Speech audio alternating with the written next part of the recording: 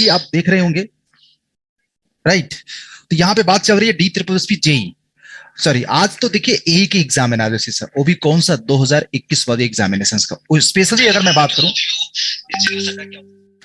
Specially अगर बात करें दोस्तों, तो जो इलेक्ट्रिकल और मैकेनिकल का पेपर आपका 8 मार्च को हुआ है मॉर्निंग और इवनिंग शिफ्ट में, तो इसमें हम पूरा का पूरा आप लोगों को बहुत ही प्रॉपर तरीके से यार जितने भी क्वेश्चंस, पूरे एग्जाम का पहले रिव्यू दिया जाएगा, फिर उसके बाद आपके क्वेश्चंस की सोल्यूशन भी डिस्कस किए जाएंगे। और इनफैक्ट इस एनालिसिस का उद्देश्य हमारा ये भी है, जो किस मार्च को आपका पेपर होने वाला है, उसमें किस तरह के आप लोगों के क्वेश्चंस आएंगे, क्या इस एनालिसिस से आपको सीखने को मिलेगा जेई एग्जामिनेशंस में। और इनफैक्ट यहाँ के क्वेश्चंस मुझे ऐसा लगता है, क्योंकि जब डी ट्रिपल भी जेई 2022 का आपका होने वाला है एग्जाम सिविल और मैकेनिकल इलेक्ट्रिकल के लिए, तो वहां पे भी एक सबसे बड़ा सेगमेंट है जनरल इंजीनियरिंग का। तो जनरल इंजीनियरिंग के जो क्वेश्चंस उसमें भी पूछे जाएंगे, वो क्या यहाँ से कुछ दिया जा सकता है कि नहीं। तो इन्हीं सारी बातों पे चर्चा करने के लिए हमारे साथ हैं शिवम सर हैं, अभिनेश सर हैं, सारे लोग मिलकर के यहाँ पे लाइव आ चुके हैं। तो सबसे पहले मैं शिवम सर से पूछना चाहता हूँ कि सर थोड़ा सा मतलब कि माहौल में क्या है आज का ये जो एजेंडा है एनालिसिस का, कैसा रहा एग्जाम का।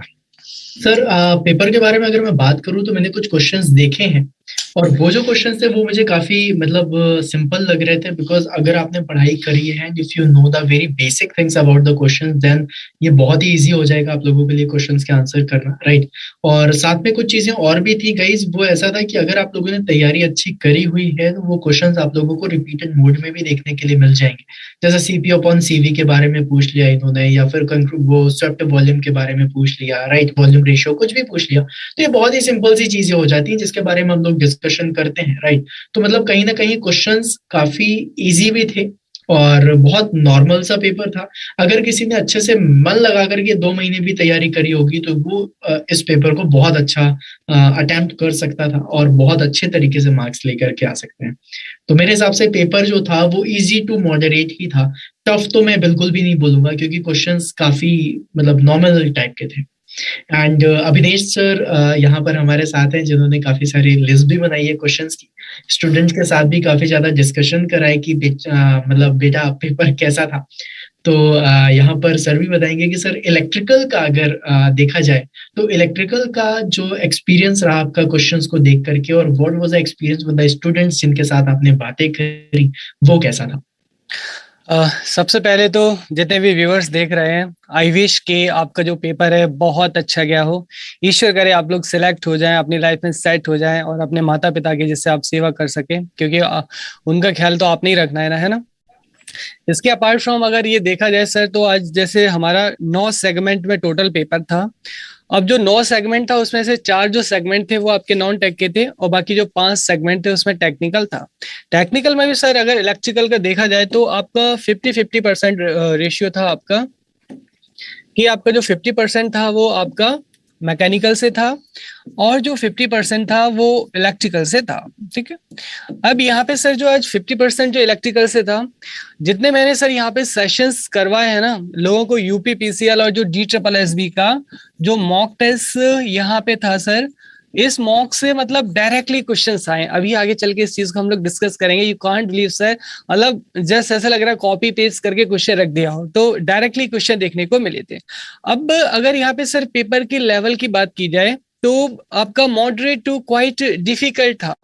इलेक्ट्रिकल का स्पेशल सेगमेंट सर डिफिकल्ट इसलिए क्योंकि कैलकुलेटर तो था नहीं, तो जो मशीन का पार्ट था ना उसमें काफी कैलकुलेटिव चीजें देती गई थी। तो कुछ मॉडरेटिव भी थे और कुछ क्वेश्चन तो मतलब बिल्कुल बच्चा क्वेश्चन पकड़ा दिए थे। तो आपका बच्चा वाला पेपर भी था, मॉडरेट वाला भी था और थोड़ा सा आपका क्वाइट डिफिकल्ट भी था। बस अगर किसी ने भी टाइम मैनेजमेंट, अगर आप लोगों ने बहुत अच्छी से टाइम मैनेजमेंट किया हुआ तो डेफिनेटली आपको जो पेपर है अच्छा गया होगा।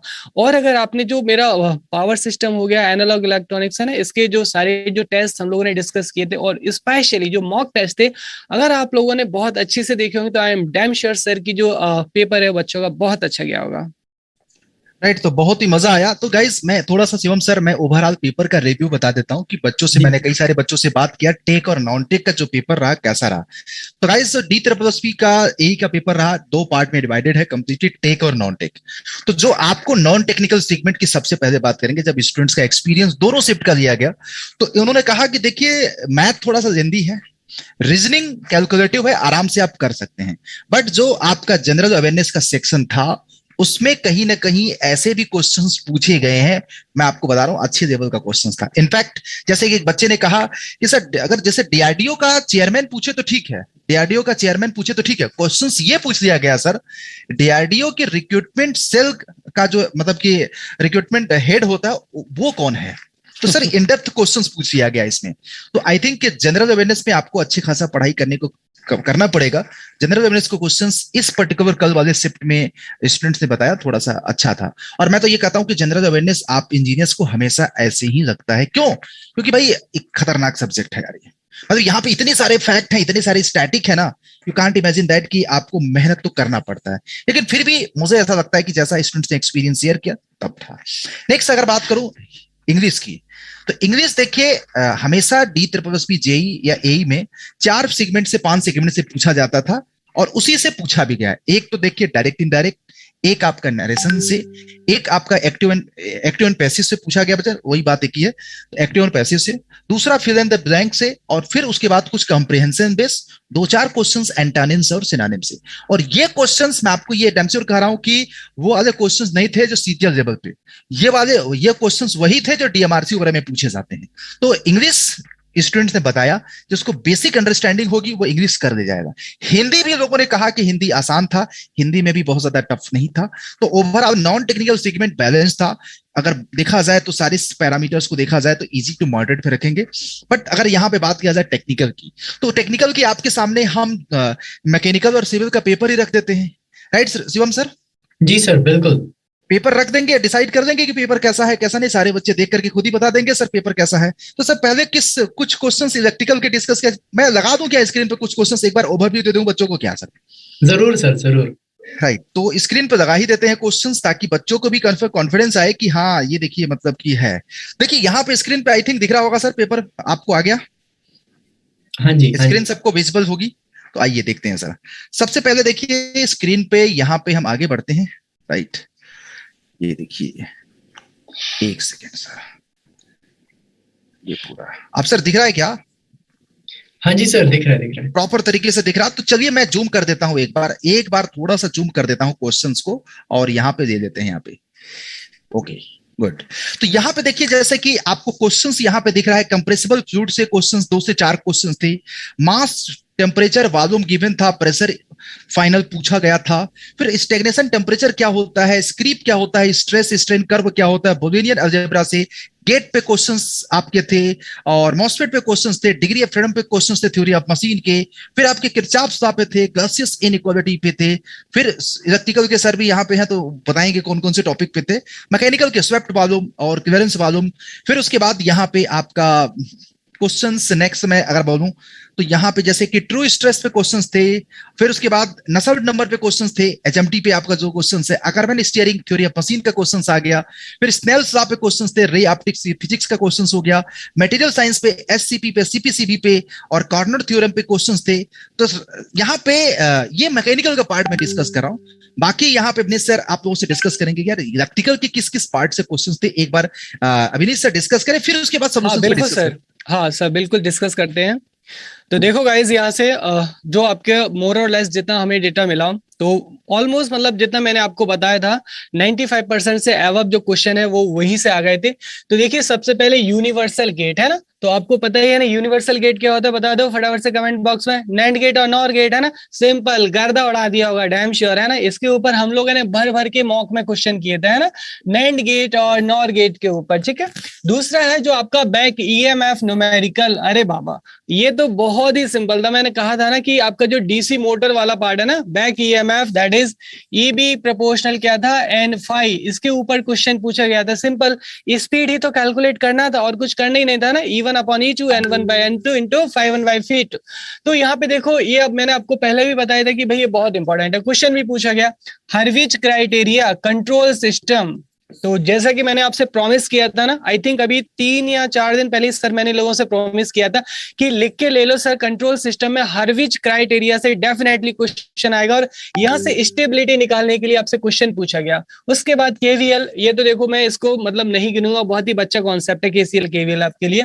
उसके बाद यहाँ पे देखिए ट्रांसफार्मर में फ्लक्स हो गया, मॉसफेट और ओपन लूप और क्लोज लूप के एग्जाम्पल्स ही पूछ लिए। उसके बाद यहां से एक स्टार डेल्टा कन्वर्जन, आपका माइक्रो प्रोसेसर। मैंने आपसे कहा था ना कि ये सब्जेक्ट ऐसा सब्जेक्ट है जहां से आपका सिलेक्शन डिसाइड होगा, क्योंकि आप जैसे माइक्रो प्रोसेसर हो गया, मटेरियल साइंस हो गया है ना, और आपका करंट अफेयर हो गया, इन सब चीजों को आप लोग बड़ा हल्के में लेते हो कि अरे बस हो जाएगा, लेकिन ऐसा नहीं है। यहां से देखो जिसने भी इस सब्जेक्ट पे कमांड की होगी ना, वो आप लोगों से बहुत आगे लीड कर गया होगा। और यहाँ से जो क्वेश्चन मॉक में डिस्कस किए थे ना, लाइक डीएमए कंट्रोलर, यहाँ से क्या पूछा गया था आपका, देखिए सीधा डीएमए कंट्रोलर के ऊपर क्वेश्चन आया था। कितना सिंपल था, डीएमए कंट्रोलर आपको बताया भी था यहाँ से। दूसरा यहाँ पे देखिए decimal to binary number conversion, very simple. उसके बाद आपका फ्यूज का सिंबल देखिए, यहाँ पे है ना रोज पावर सिस्टम में फ्यूज ही डिस्कस किया तो उसका सिंबल ही पूछ लिया। उसके बाद इंडक्शन मोटर का starting, very very important topic. हाँ, और यहाँ से आपका सैम्पलिंग थ्योरम जो कि सिग्नल एंड सिस्टम का क्वेश्चन था। इसके साथ ही यहाँ पे देखो कुछ क्वेश्चन है जो मैं आप लोगों के साथ डिस्कस करूंगा। जैसे कि देखिए यहाँ पे मॉक में मैंने ये क्वेश्चन डिस्कस किया था कि अगर ट्रांसफॉर्मर में 1:1 रेशियो है ना, 1:1 रेशियो तो किसके लिए यूज होगा, नथिंग बाबा, ये आइसोलेशन के लिए यूज होगा, है ना। आपके ये सारे क्वेश्चन डिस्कस किए गए थे कि नहीं किए गए थे, है ना। और भी जैसे यहाँ पे क्वेश्चंस है यूनिवर्सल मोटर, तो मैंने आपको बताया था कि जो यूनिवर्सल मोटर है वो क्या था आपका, nothing but DC series motor था कि नहीं था, है ना, जिसको आप एसी पे भी ऑपरेट कर सकते हो। यहां से क्वेश्चन पूछा गया था आपका starting control of the 3 phase induction motor, ये क्वेश्चन आपसे पूछा गया था। इसके बाद आपसे जो क्वेश्चन पूछा गया था बुलियन अलजेब्रा से क्वेश्चन पूछा गया था आपका, ठीक है। और आपसे सबसे सिंपल ओपैम्प से क्वेश्चन पूछा गया था कि भैया बताइए जो आपका ओपैम्प है, ओपैम्प का यहाँ पे जो आपका which one of the following is right, है ना। तो सिंपल आपका गेन जो है वो क्या होता है, इनफाइनाइट होता है, इनपुट रेजिस्टेंस इनफाइनाइट होता है। तो ये सारी चीजें मैंने आप लोगों से मॉक टेस्ट में डिस्कस की थी गाइस। और जितना भी इलेक्ट्रिकल का पोर्शन था, मोर देन 95% आपके जो कॉन्सेप्ट थे वो डायरेक्टली रिलेट हो गए थे, और कुछ तो क्वेश्चन ही डायरेक्टली आ गए थे। आपका जो पेपर है ना, जस्ट 2 और 3 दिन के पहले का जो मॉक टेस्ट है ना गाइस, उसको आप बस एक बार देखना और यू रियलाइज कि सर का क्वेश्चन ही कॉपी पेस्ट कर दिया था, है ना। तो जितना मैंने आपसे कहा था कि उतना आप कर लेंगे तो डेफिनेटली आपको जो एग्जाम में बहुत बहुत ज्यादा आपको फायदा मिला होगा। लेकिन यहाँ पे जैसा कि आरके सर ने आपको बोला था कि जो जनरल अवेयरनेस वाला पार्ट है ना, आप लोग उस पर ध्यान ही नहीं देते। जैसे डीआरडीओ वाला जैसे क्वेश्चन पूछा गया, अब देखो यहाँ पे इलेक्ट्रिकल में सभी 30 मार्क का होते हैं जनरली, तो मोर और लेस कितना अंतर आएगा, थोड़ा बहुत ही अंतर आएगा कि नहीं आएगा। लेकिन जिसका जो नॉन टेक वाला पार्ट था ना बच्चों, वो जिसका स्ट्रांग रहेगा ना, वो वहां पे उतना ही ज्यादा लीड कर गया होगा। तो ये चीज पहले आपको समझना होगा, ठीक है। तो लेकिन यहाँ पे जो हम मॉक टेस्ट डिस्कस किए थे ना आप लोगों के साथ में, उससे बहुत ज्यादा क्वेश्चन आए थे। और अब यहाँ पे ये तो था एई का एग्जाम, है ना। तो एई में देखिए इतना सारा जो हमारा टीम था, सिमिलरली इलेक्ट्रिकल और सिमिलरली मैकेनिकल, आपका जैसे कि आरके सर और शिवम सर ने आपको मॉक टेस्ट और डिफरेंट डिफरेंट सब्जेक्ट पढ़ाई, वहां से भी आपको डायरेक्टली क्वेश्चंस देखने को मिले। तो ये तो था देखिए एई का वेटेज कि हमारा जो एई में इतना सारा पोर्शन था वो सारा पूछा गया था। लेटर वी विल डिस्कस कि आपका जो जेई का जो लेवल रहने वाला, जो कि 21 को एग्जाम है, उसमें किस तरीके से आपका जो एग्जाम है, कहाँ मॉडरेट जाएगा, कहाँ डिफिकल्ट जाएगा, आपके फिर जो क्वेश्चन के टाइप होंगे वो भी हम आपसे डिस्कस करेंगे। राइट, तो शिवम सर थोड़ा सा मैकेनिकल के क्वेश्चंस को फटाफट देख लिया जाए। जी सर, बिल्कुल बिल्कुल हाँ, बिल्कुल। तो फटाफट हम लोग क्या करते हैं कि जो देखिए हमारे पास इतना मैकेनिकल के 2-2 शेयर यहाँ पे लगे हुए हैं, तो मुझे लग रहा है कि सारे क्वेश्चंस को डिस्कस करने में सोल्यूशंस, मेरे को लगता है कि इतने बेसिक क्वेश्चंस हैं 5 मिनट से ज्यादा नहीं लगेगा सर। 5 से 7 मिनट में सारी चीजें मैकेनिकल का सब कुछ डिस्कस कर देंगे सर। क्या यहाँ पे स्क्रीन पे दिख रहा है, क्या अभी शेयर किया जाए? चलो सर मैं लगा देता हूं। देखिए यहाँ पे मैं एक सेकंड के लिए फ्रेम को इधर कर देता हूं। देखिए कंप्रेसिबल फ्लूइड क्या होता है, आई थिंक 2 से 4 क्वेश्चंस थे। तो सर यहाँ पे डेंसिटी हमारी क्या होती है, कंप्रेसिबल फ्लूइड में चेंज होती रहती है, तो आपका फ्लूइड हमारा कंप्रेसिबल होता है। राइट, यहाँ पे मास, टेम्परेचर एंड ये हमारा गिवन था। फाइनल आपको क्या पूछा है, मास पूछा है। तो आई थिंक शिवम सर क्या करें इस क्वेश्चन में, क्या मतलब आपको क्या लग रहा है कि न्यूमेरिकल क्वेश्चन अगर पूरा डेटा नहीं दिया हुआ है तो फिर हमें इस पे बहुत ज्यादा डिस्कशन ना करते, मतलब मुझे लग रहा है कि ये क्वेश्चंस आइडियल कैसे क्वेश्चंस पे सॉल्व हो सकता है सर। सर अब पीवी कोस टू एमआरटी लगा करके सॉल्व करना है तो बात ही हाँ अलग है, लेकिन हाँ, पता ही नहीं है ना कि आइडियल गैस का क्वेश्चन है किसका right right question right right. अब है। Stagnation temperature ask divided by, मतलब ये इस तरह का स्टेगनेशन टेम्परेचर पे क्वेश्चंस थे, तो ये आई थिंक मतलब कि थर्मोडायनेमिक्स का क्वेश्चंस है। तो इसमें जैसे हाँ कि सर, एक्चुअली स्टैग्नेशन टेम्परेचर के लिए गाइस एक ऐसा कहा जाता है कि कोई भी स्टैग्नेशन टेम्परेचर एक ऐसा टेम्परेचर होता है जिस समय फ्लूइड रेस्ट पर हो, राइट। फ्लूइड पार्टिकल्स जो होते हैं ना, उनकी काइनेटिक एनर्जी को अगर आप रेस्ट पे रख दो, मतलब वो मोशन ना कर रहे हो, उस समय आपका स्टैग्नेशन टेम्परेचर होता है। और इसकी वैल्यू जो होती है वो CP T plus of you square upon T, इस तरीके से यू स्क्वायर अपॉन 2 ऐसा लेते हो, राइट। मतलब जैसे कि यू स्क्वायर अपॉन 2 क्या हो गया, आपका काइनेटिक एनर्जी हो गया, और CP डेल्टा टी जो आपकी हीट से आता है, राइट। तो उसको लेकर के आप स्टैग्नेशन टेम्परेचर के बारे में बात करते हो, राइट। तो ये एक बहुत ही सिंपल सा फंडा था, और इसमें सिर्फ आपको यही चीज देखनी है कि जब भी कभी आपका फ्लूइड रेस्ट पर होता है तो उसे आप स्टैग्नेशन टेम्परेचर कहते हो। राइट। नेक्स्ट क्वेश्चन देखिए क्रीप पे है, ये टाइम डिपेंडेंट डिफॉर्मेशन है। बेसिकली अगर देखा जाए तो किसी भी मटेरियल पे कांस्टेंट लोड लंबे समय तक रख देते हैं तो उसमें एक प्रकार का प्लास्टिक डिफॉर्मेशन हो जाता है, तो वो आपका क्रीप कहलाता है, जिसमें प्राइमरी जोन में डिफॉर्मेशन ज्यादा होता है, सेकेंडरी में आपका कम हो जाता है, टर्सरी में सडन हो जाता है, तो आपका ब्रेक हो जाता है। अब एक क्वेश्चन सर देखिए स्ट्रेस और स्ट्रेन के रेशियो पे, आई थिंक यंग मॉडल्स हो जाएगा सर इसका आंसर, जी मैकेनिकल का sir, question. Normal stress upon normal हाँ स्ट्रेन है तो यंग्स मॉडुलस है, शियर स्ट्रेस हाँ, अपॉन शियर स्ट्रेन है तो शियर मॉडुलस है, बस सर बस ये तो नॉर्मल मुझे स्ट्रेस भी अपॉन ये मुझे वॉल्यूमेट्रिक भी याद है, स्ट्रेन है। मैंने सर फर्स्ट ईयर में पढ़ा था, ये मुझे भी याद है सर अभी। अरे बस क्या बात है। बस सर अब ये समझ जाइए। एक देखिए sir question theory of machine की डिग्री ऑफ फ्रीडम पे थे, तो आई थिंक हम कट बैच या लगा करके डिग्री ऑफ फ्रीडम लगा सकते हैं, CL F equal minus two, one minus 2J minus H लगाओ, काम पुट द मतलब मुझे लग वैल्यू। रहा है कि सर मैकेनिकल के क्वेश्चंस बिल्कुल जितने क्वेश्चंस यहाँ पे दिख रहे हैं सर, अगर जी एक बेसिक मैकेनिकल का कोई पढ़ ले तो मुझे लग रहा है कि आराम से सारे मैकेनिकल के क्वेश्चंस लग जाएंगे। लेकिन एक बिल्कुल बात बताऊं सर। सेम सर, जी अपने सर। सर, ये मैकेनिकल वालों को आसान लग रहा है, लेकिन पता है अगर यही क्वेश्चंस अगर एक इलेक्ट्रिकल इंजीनियर करेगा ना, थोड़ा सा उसको लगेगा यार ये तो मैंने सुना भी नहीं है, अगर वो पढ़ाई नहीं किया होगा तो। क्योंकि ज्यादातर से यही होता है कि जब बच्चे पेपर देने चले जाते हैं तो मैकेनिकल का है तो मैकेनिकल का तो उसको अच्छे से उस्ताद है उसमें, लेकिन इलेक्ट्रिकल वाले पोर्शन में उसको दिक्कत आ जाती है। ऐसा है सर बिल्कुल कि सर, नहीं? बिल्कुल बिल्कुल सर सर, सेम बिल्कुल। सेम विद मैकेनिकल ऑल्सो, मतलब अब जैसे कि मान लीजिए मैं मैकेनिकल इंजीनियर का हूँ, लेकिन अगर मुझे इलेक्ट्रिकल के सिंपलेस्ट क्वेश्चन भी दे दिए जाए, जैसे कि सर अभी कुछ बात कर रहे थे ना, यूनिवर्सल गेट क्या होता है, ये सारी चीजें, मुझे तो गेट का सिर्फ एक ही चीज पता है जिसका एग्जाम होता है। बाकी तो मुझे कुछ याद नहीं है कि नैंड गेट एंड गेट और गेट क्या है। तो वही है कि सर हमें खुद नहीं पता होगा इलेक्ट्रिकल का, तो हमें तैयारी करनी पड़ेगी, और तब जाकर के हमारे लिए चीजें मतलब इजी होती हैं, क्योंकि यूनिवर्सल गेट जैसे सर ने बोला कि बहुत ही सिंपल होता है, लेकिन मेरे हिसाब से सिंपल नहीं है क्योंकि मुझे नहीं बनता, राइट। तो ये वही वाली चीज है कि सर पढ़ाई तो करनी पड़ेगी अच्छी वाली, तभी बिल्कुल मतलब जा मतलब करके ये है कि होगा। 50-60 हजार रुपए तभी मिलेगा जब एक मैकेनिकल का बच्चा बेसिक इलेक्ट्रिकल पढ़ेगा, तभी सिंपल सी बात है सर। बिल्कुल सही तो बात है। अपकमिंग एग्जाम के लिए सीख यही है कि ये देखिए क्वेश्चंस का लेवल है, क्वेश्चंस बहुत ज्यादा टफ नहीं है। आइधर आप D triple S P JE का जो 2022 का है, एई का, आप कोर सिविल मतलब सिविल के लिए जा रहे हैं या मैकेनिकल के लिए या इलेक्ट्रिकल के लिए, आपको पढ़ना पड़ेगा, ठीक लेवल पे पढ़ाई करनी पड़ेगी। मतलब आप अपने ब्रांच को कर दोगे मुझे पता है, लेकिन आप रिलेटेड ब्रांच जो है ना, अपोजिट ब्रांच, उसको जरूर पढ़ना है। ये सारे हैं देखिए, यहाँ पे देखिए ट्रू स्ट्रेन का क्वेश्चन था भाई, epsilon T equal to ln 1 plus epsilon 1 होता है, तो वो आप वहां से कर सकते हैं questions. Swept volume, clearance volume, ये सब दुनिया भर एक रेशियो था सर। अब बताइए सर इस पे क्या लग रहा है आप लोगों को, मतलब क्या था, swept volume, volume ratio, clearance volume, मतलब मुझे लग रहा है कि क्लियरेंस रेशियो क्या होता है सर, ये क्वेश्चन हो सकता है ना सर? मे बी यही होगा, V1/V2 ले सकते हैं आप, ना तो क्लियरेंस क्लियरेंस रेशियो हो जाएगा सर VC बाई VS हो जाएगा, और अगर कंप्रेशन रेशियो होगा तो आपका VC तो plus VC VS। Plus VS upon VC। बिल्कुल राइट। सर, जो इलेक्ट्रिकल वाले स्टूडेंट्स थे, जब मैंने उनसे बात की तो उन्होंने बताया कि मैकेनिकल के क्वेश्चन तो बहुत इजी लग रहे थे, कि ऐसा हाँ मतलब वन लाइनर क्वेश्चन थे, लेकिन बस हमें पता नहीं था, जैसे कि आप सर ने अभी बताया कि ये स्वेप्ट वॉल्यूम रेशियो, मतलब मुझे तो पता नहीं क्या होता है ये। हाँ। तो वहां पे भी सर इसी तरीके से स्टूडेंट्स बता रहे थे। मैं बहुत सारे स्टूडेंट्स का फीडबैक लिया कि ये बहुत ही बेसिक बेसिक क्वेश्चंस पूछे गए थे, शायद एंथैल्पी एंट्रोपी के ऊपर भी शायद कोई क्वेश्चंस पूछा गया था सर। तो लेकिन बहुत ही बेसिक सा क्वेश्चन पूछा गया था, अगर मतलब जो बेसिक इंजीनियरिंग जो हम लोग सर करा रहे हैं उतना भी उन्होंने अच्छे से कर लिया होता है तो definitely I am damn sure sir की मतलब गर्दा उड़ा के आए होते हैं।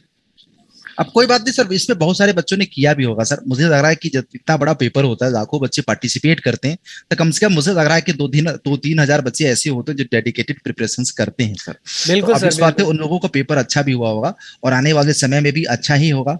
तो हमारा मकसद देखो इस एनालिसिस का यही है इंजीनियर्स, कि जो लोगों ने पेपर दिया, अगर आपका पेपर अच्छा नहीं हुआ तो आपके सामने और भी एग्जामिनेशन सिविल के लिए, इलेक्ट्रिकल के लिए, इनफैक्ट एक और मौका आने वाला है DSSP जेई में। तो यहाँ के क्वेश्चंस कम से कम आप लोग जनरल इंजीनियरिंग में एक्सपेक्ट करो कि आ सकते हैं। इसलिए ये क्वेश्चंस को छोड़ के मत जाना, क्योंकि सेम मतलब कि एग्जामिनेशन है, सेम बॉडी ऑर्गेनाइज कर रही है, तो ऑब्वियस बात है क्वेश्चंस वगैरह या क्वेश्चंस के आसपास के, इनफैक्ट ये कोशिश जरूर करना है कि इनके कॉन्सेप्ट के आसपास जरूर पढ़ देना अच्छे से, ताकि ये क्वेश्चंस अगर रिपीट ना हो, तो पेपर में क्वेश्चंस रिपीट होता है या नहीं ये तो नहीं पता, लेकिन कॉन्सेप्ट जरूर रिपीट होता है। शिवम सर, इसमें क्या कहना चाहेंगे सर? सर यहाँ पे बस सबसे पहले तो मैं इसमें एक रिप्लाई और देना चाहूंगा। एक्चुअली पल्लवी ने लिखा है दैट अभिनेश सर से पढ़ने के बाद हम लोग प्रो हो गए हैं, थैंक्स टू अड्डा 24/7। Pallavi, first of all feeling proud कि हम एक ऐसे ऑर्गेनाइजेशन का पार्ट है जहां पर आप इस तरीके से एक अप्रिसिएशन दे सकते हैं अपने फैकल्टी को कि उनसे आप पढ़ने के बाद प्रो हो गए। Yes, Abhinesh sir one of the best faculty हैं इलेक्ट्रिकल इंजीनियरिंग के और बहुत ही मेहनत करते हैं। तो sir proud of you and thank you thank you so much sir. कि आपने इतना अच्छा तरीके से स्टूडेंट्स को ट्रेन किया है कि वो खुशी से आपको इतना अप्रिशिएट कर रहे हैं। एंड दूसरी चीज की सर जो जनरल इंजीनियरिंग का है, मुझे लगता है कि सर ये एक बेस था या फिर ये एक बेंचमार्क मान सकते हैं सारे स्टूडेंट्स, और जिसके बेसिस में तैयारी कर सकते हैं, क्योंकि अभी तक आपको ये नहीं पता था कि जनरल इंजीनियरिंग में क्वेश्चंस कैसे पूछे जाने। Now guys you are getting the point जहां पर आप ये बता सकते हैं कि जनरल इंजीनियरिंग में क्वेश्चंस आने कैसे हैं, राइट, और किस तरीके से आ रहे हैं, किसके ऊपर आप तैयारी कर सकते हैं। तो आई गेस आप लोगों के पास एक अच्छा बेंचमार्क है। Now you can go and just rocket. बस इतना ही बोलना आई था। थिंक सर बिल्कुल हो सर, गया हम बिल्कुल। लोग। बिल्कुल sir. Thank you so much सोहिनी, जादौन और पल्लवी। देखिए, आप लोगों का जो रिस्पॉन्ड है ना अड्डा 24/7 के लिए, not only electrical, similarly mechanical और सिविल में भी सारी टीम, हमारी जो तीनों ब्रांचेस की टीम है, RK सर, शिवम सर, मैं देखता हूँ शिवम सर सारा दिन मेहनत करते हैं, मतलब एक क्वेश्चन से दूसरा क्वेश्चन मतलब कैसे। और RK सर तो आप जानते ही हैं कि मतलब एक निचोड़ है जो मतलब एक मैकेनिकल की नींव है, वो आपको प्रोवाइड करना चाहते हैं ना, जिससे जो आपका एग्जाम है वो क्लियर हो जाए। लेकिन गाइज ये सब जो है ना, जस्ट बिकॉज ऑफ आप लोगों का इतना जो अच्छा रिस्पॉन्ड है, आप लोगों का इतना अच्छा बॉन्ड है, प्यार है, इसी की वजह से हमारी जो पूरी टीम है वो डेडिकेटेडली आपके लिए कंटेंट अच्छा से अच्छा डिलीवर कर पाती है। एंड डैम श्योर, और आप सब लोगों से आज मैं अपने बिहाफ में और पूरी टीम के बिहाफ में आपसे प्रॉमिस करता हूं कि आने वाले जितने भी अपकमिंग एग्जाम्स होंगे, सिविल, इलेक्ट्रिकल, मैकेनिकल, पूरी टीम आपको इसी तरीके का बेहतरीन कंटेंट प्रोवाइड कराएगी। राइट, तो आई थिंक यहाँ पे सर सेफ स्कोर के बारे में बच्चे जरूर पूछेंगे। Let's wait and watch. Paper moderate था, इजी टू मॉडरेट के बीच में, तो एक्सपेक्ट करते हैं यार कि 60% से ज्यादा कट ऑफ नहीं जाए।